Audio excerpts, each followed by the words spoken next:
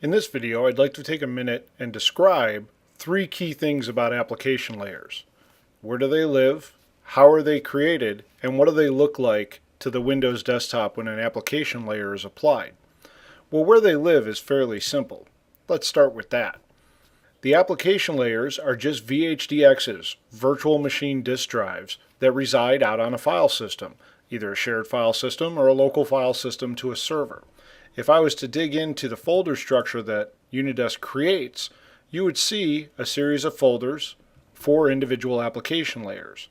Digging into any individual one, and you'll see a VHDX file.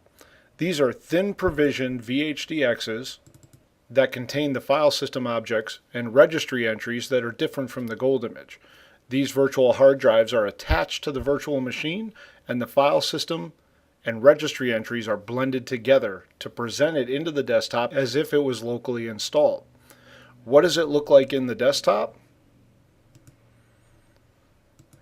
Well, if we start with Adobe, you can see my Adobe Flash and Reader applications that were part of the Adobe VHD I just looked at look like they're installed. They show up in Add Remove Programs, and if we jump out into Program Files, you'll actually see that Adobe Reader, its source files, its executables, all show up here.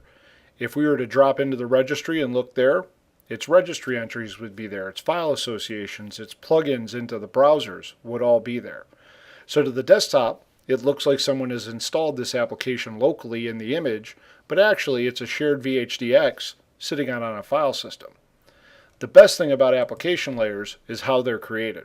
From within the Unidesk management tool, admins can create and update application layers and assign them to desktops. Creating an application layer just requires access to our interface and the ability to install the application. Regardless of the app, you select Create a Layer. It starts a wizard. You give it a name.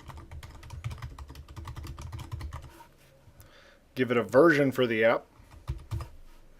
This could be the actual application version or an internal version for the package. You select an operating system you wish to build it for. And then you can choose any prerequisite apps. These just happen to be apps that your new application layer might depend on. So if I was installing an Office plugin, I would just select my Office package so that it shows up there and it's ready to install.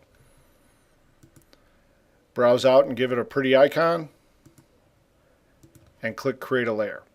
What that'll actually do is boot a virtual machine. The admin, the IT help desk, whoever is installing the app simply logs into that machine and installs the app. Layers are essentially file system and registry virtualization, and since we understand all the changes that are already being made, all you have to do is install the app. No pre-scan, no post-scan, no how do I get the file associations down. We will capture every change made to that image, place it in its own layer. You can then assign it to all the desktops you want. It's a very simple model for application packaging and allows you to reduce the amount of time spent and the level of IT staff needed to do your application packaging for virtual desktops.